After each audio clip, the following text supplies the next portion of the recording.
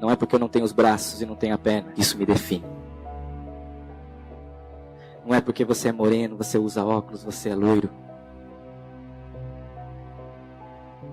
O que define cada um de nós é o que está dentro de você, é o que está dentro de nós.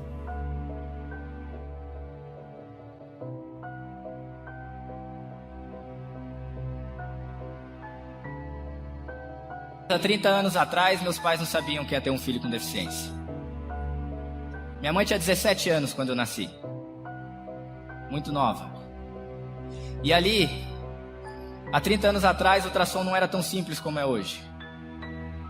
Eu lembro dos meus filhos, então, a primeira coisa que eu queria ver eram os bracinhos, as mãozinhas, os pezinhos. Porque nenhum pai, nenhuma mãe espera ter um filho com deficiência. Isso é a pura verdade. Nós confiamos em Deus, acreditamos em Deus, mas a gente não espera isso. Não é algo que esperamos. Não era algo que meus pais esperavam. Nasci de 7 para 8 meses, naquela época era considerado prematuro. E meus pais não tiveram contato, assim como eu tive quando meus filhos nasceram. Eu acredito que muitos pais e mães tiveram aqui, porque hoje você filma, hoje você tira foto, hoje você participa ali do parto. Seu filho já nasce ou sua filha já nasce, você já carrega no colo. E meus pais não tiveram esse privilégio. Então eu já nasci e fui direto para a incubadora. E ali os médicos chegam para os meus pais e falam: olha, o filho de vocês não tem os braços e não tem as pernas. E se a gente fechar o olho e tentar imaginar uma criança sem braço, sem perna? Então era essa a primeira imagem que meus pais tinham de mim. Então quando meus pais voltaram para casa, muitos foram visitar por curiosidade. Mas meus pais nunca me esconderam, porque eles acreditavam. Sim, grandes coisas fez o Senhor por nós. Primeiro dia da escola, todo mundo me esperando, porque sabiam que ia entrar aquela criança que não tinha os braços e não tinha as pernas.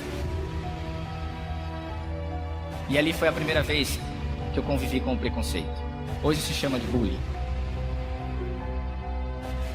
Ali eu fui chamado de saci, fui chamado de aleijado, e por algumas vezes eu cheguei chorando em casa. Não foi uma, não foi duas, foi algumas vezes. E ali eu entendi que o preconceito não pode existir dentro de mim. Eu não posso me achar incapaz de realizar meus sonhos e meus objetivos, porque o que habita em mim é muito maior. O que habita em você é muito maior. Você é capaz de superar seus obstáculos, de realizar e concretizar seus sonhos. E ali eu entendi que eu não poderia me achar inferior, e escolhi em busca dos meus sonhos e objetivos. É uma escolha que você faz. Qualquer um pode fazer. Você tem que entender uma coisa: pode o mundo não querer, mas se for da vontade de Deus, vai acontecer. A gente não deve desistir no primeiro obstáculo. E é a escolha que você faz agora que vai fazer a diferença. Aonde você quer chegar? Cair? Pode ser que a gente vá cair. Machucar? Pode ser que a gente vá machucar também. Mas o importante é como a gente vai levantar de tudo isso. Porque eu digo para vocês, o teu, o meu, o nosso sonho, ele é possível.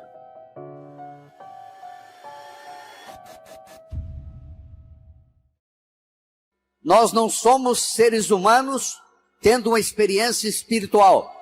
Somos sim seres espirituais tendo uma experiência humana. Não é à toa que nós nascemos chorando, porque nós sabemos a barra que nós vamos enfrentar na vida. Você não faz um bolo só com farinha, você precisa de vários ingredientes. O bolo da vida necessita vários ingredientes.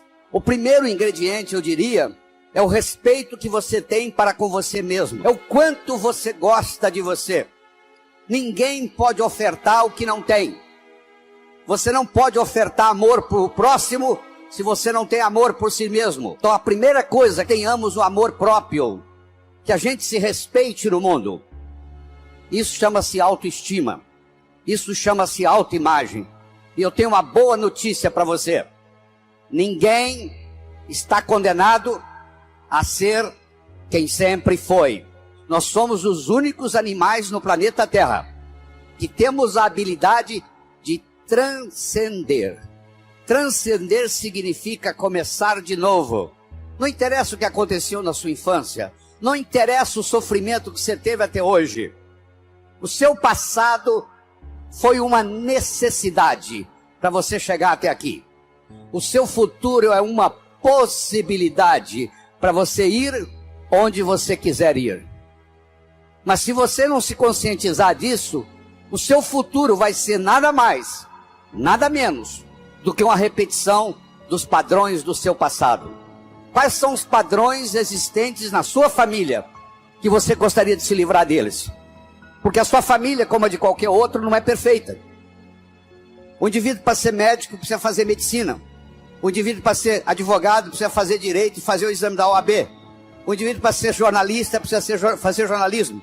Para você ser pai e ser mãe, você só tem que fazer uma coisa: copular, ter relação sexual. E os filhos nascem. Então os pais, 99,99, não estão preparados para ser pai e mãe. Vão aprendendo com o erro dos filhos. Os seus pais erraram com você. Os pais deles erraram com eles. Você errou com seus filhos vão errar com seus netos. Isso faz parte da vida. Não precisa ficar com sentimento de culpa disso não, que é assim que é. É assim que a vida funciona. A gente vai aprendendo com os erros. No segundo filho você já erra menos. No terceiro você erra menos. Se você parar e pensar aquilo que está fazendo de errado. O segundo ingrediente do bolo da vida é a comunicação. Na era da agricultura, mandava no mundo quem tinha terra. Na era industrial, passou a mandar no mundo quem tinha capital. Meus amigos, a moeda mudou. A moeda hoje chama-se conhecimento. Você é rico ou você é pobre em conhecimento. Mas conhecimento só tem validade quando aplicado, quando passado de um cérebro para outro. E a passagem do conhecimento de um cérebro para outro se faz através do diálogo, se faz através da comunicação. Comunicação se tornou essencial, tanto no sucesso pessoal quanto no sucesso profissional. E faz parte da natureza do espírito humano evoluir. Galgou uma montanha, que procura uma montanha mais alta.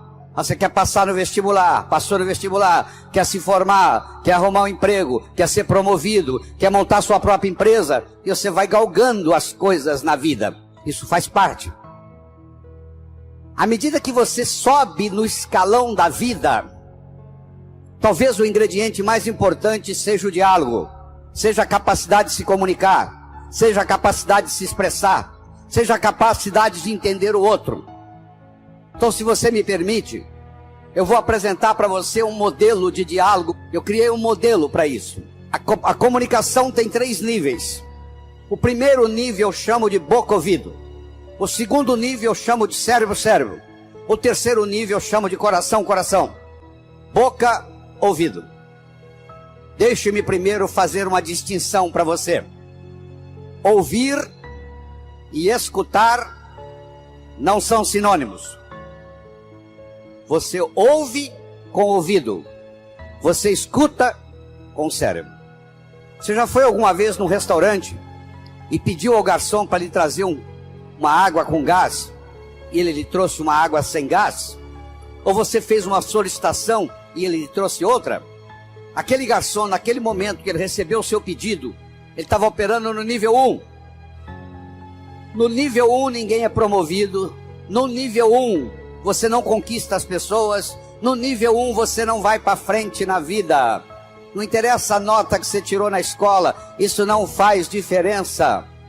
Porque a escola lhe passa informação.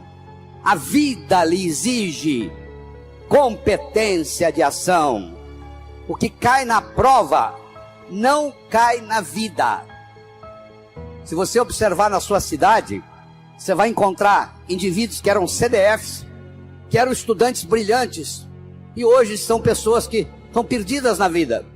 E você vai encontrar também pessoas que eram estudantes medíocres, e hoje são excelentes empresários, estão contribuindo para o bem-estar da comunidade. Por que isso? Porque esses segundos, eles sabem dialogar com o mundo. Eles sabem dialogar com a sociedade. Eles aprenderam, talvez até intuitivamente, o poder da comunicação. Boca, ouvido, modelo do nível 1.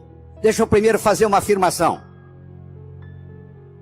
Nós só chegamos ao coração das pessoas passando pelo cérebro. Não tem outro caminho. É fácil você gostar de quem você gosta. Eu quero ver você gostar de quem você não gosta. Porque se você não gosta da pessoa, fica difícil chegar no coração. O caminho para você pode até... Você tem que entender a pessoa, entender a problemática dela, entender de onde ela está vindo, por que ela atua daquele jeito. Aí, finalmente, você aceita a pessoa e chega no coração. Quando você está operando no diálogo, no nível 1, não acontece nada. É o pai que está dando um sermão para o filho. E entra num ouvido e sai no outro. E o pai não percebe que ele vem falando isso há 5 anos e não funcionou nada. Pelo contrário, o filho até ficou rebelde de escutar o pai falar aquilo. E o pai não se dá conta que aquilo não é diálogo, que é um monólogo que ele está falando para o vento. Porque está entrando no ouvido e saindo no outro. Você deve conhecer um ditado popular que diz assim: a palavra convence, o exemplo arrasta. O melhor modo de você educar seu filho não é com sermão. Isso não é diálogo, isso é monólogo. O melhor modo de você educar seu filho é com exemplo, dando exemplos. Aí água mole em pedra dura, tanto bate até que fura. Ele vai vendo o exemplo daquilo que você quer que ele seja, ele vai observando aquilo todo dia, chega uma hora, ele e ela incorpora na estrutura psicológica.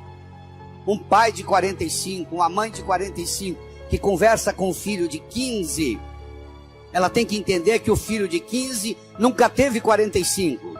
E uma mãe de 45 já teve 15 anos. Então é função do pai, da mãe, descer ao nível do adolescente, para poder haver uma comunicação.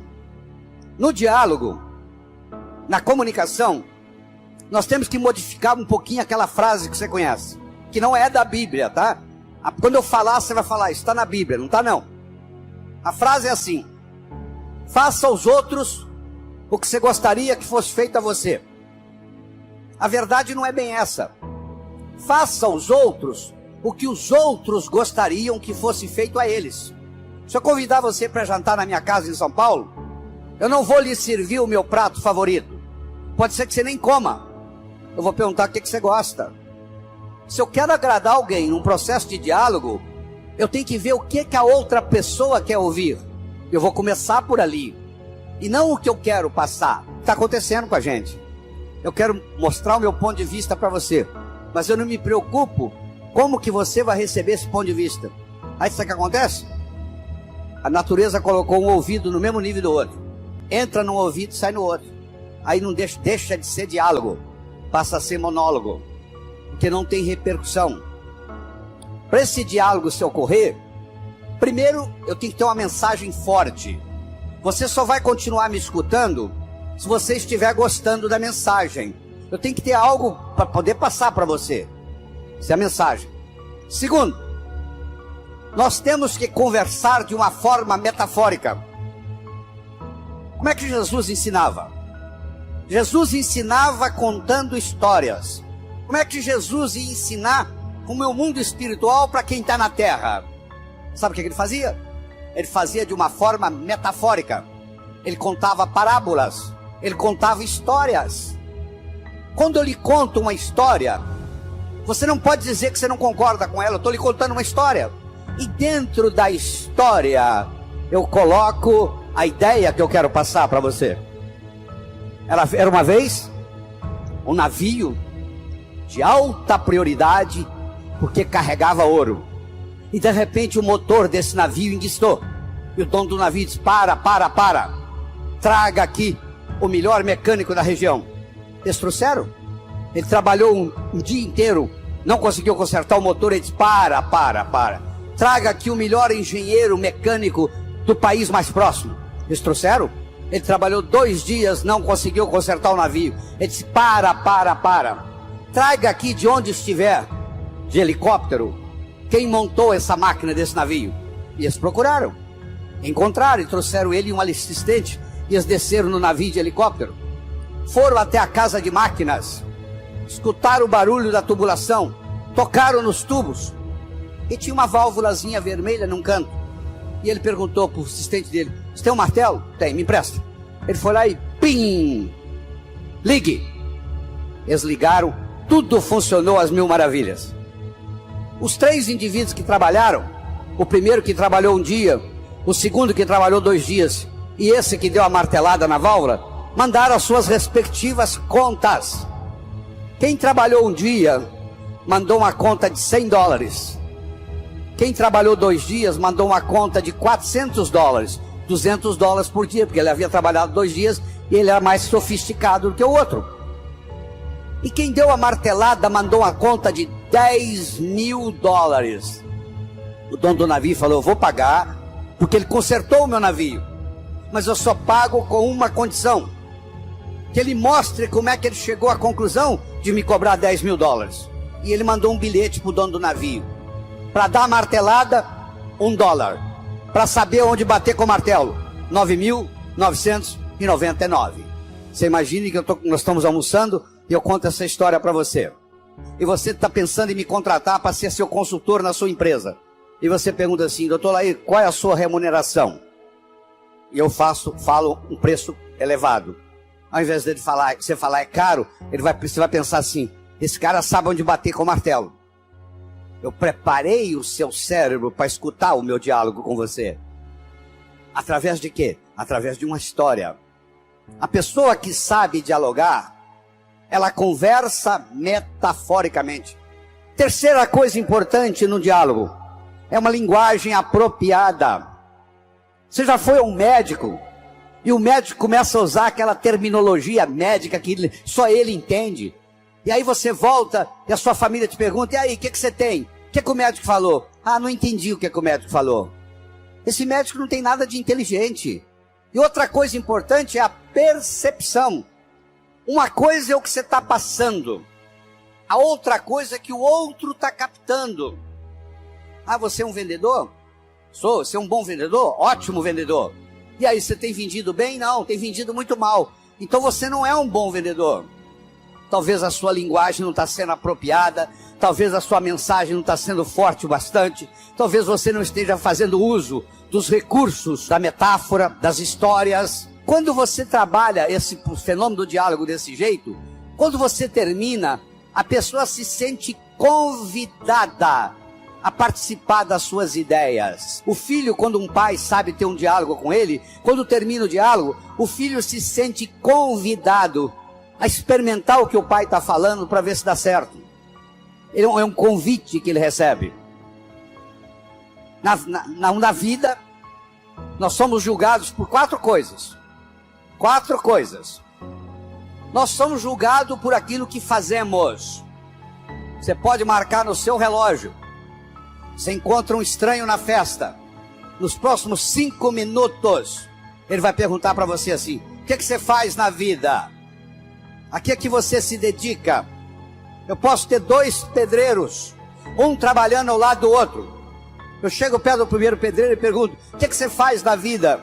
Ele fala: eu sou pedreiro. Eu coloco um tijolo em cima do outro. Eu chego perto do segundo pedreiro que está ao lado dele e pergunto: o que você faz na vida? Eu sou pedreiro. Eu estou construindo o Maracanã, o maior estádio de futebol do mundo, que vai ficar aqui para a posteridade. Quero que você saiba que os 2 fazem a mesma coisa. Só que esse segundo pedreiro, ele não vai ser pedreiro muito tempo, não. Logo, logo ele vai ser construtor, porque ele não está colocando um tijolo em cima do outro. Ele está construindo Maracanã. Quando alguém lhe pergunta: o que você faz na vida? Você tem que responder de um modo que agregue valor à sua contribuição para o mundo. Então, você quer melhorar seu poder de diálogo? Você tem que definir a sua contribuição no universo de uma forma que agregue valor. Segundo, você é julgado pela sua aparência. Não é estar bem vestido, não. Estar adequadamente vestido para a ocasião. Você não quer ir num médico que está de camiseta, Você quer ir num médico que esteja de branco, de preferência com estetoscópio no pescoço. O branco tem um arquétipo de cura. Terceiro, você é julgado pelo que você diz. Enquanto você não disse nada, ninguém sabe se você é inteligente ou deixa de ser.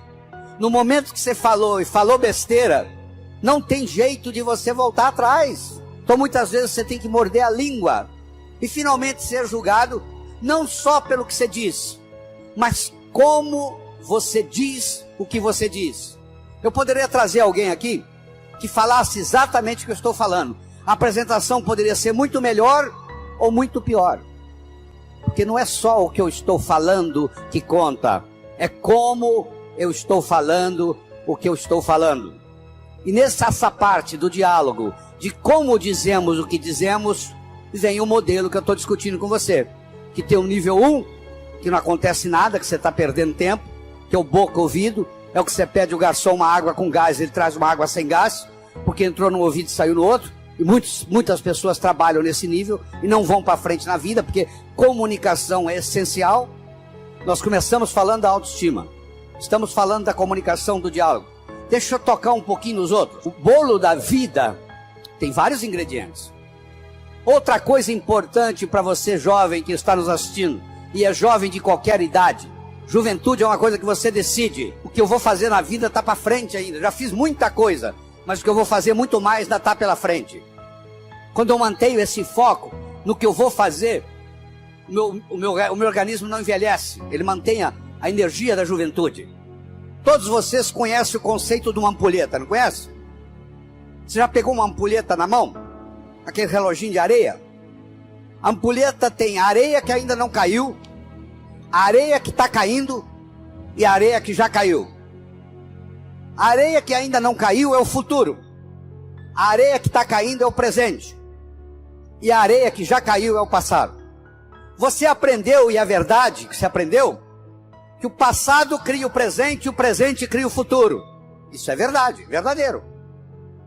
Mas Einstein provou a não linearidade do tempo.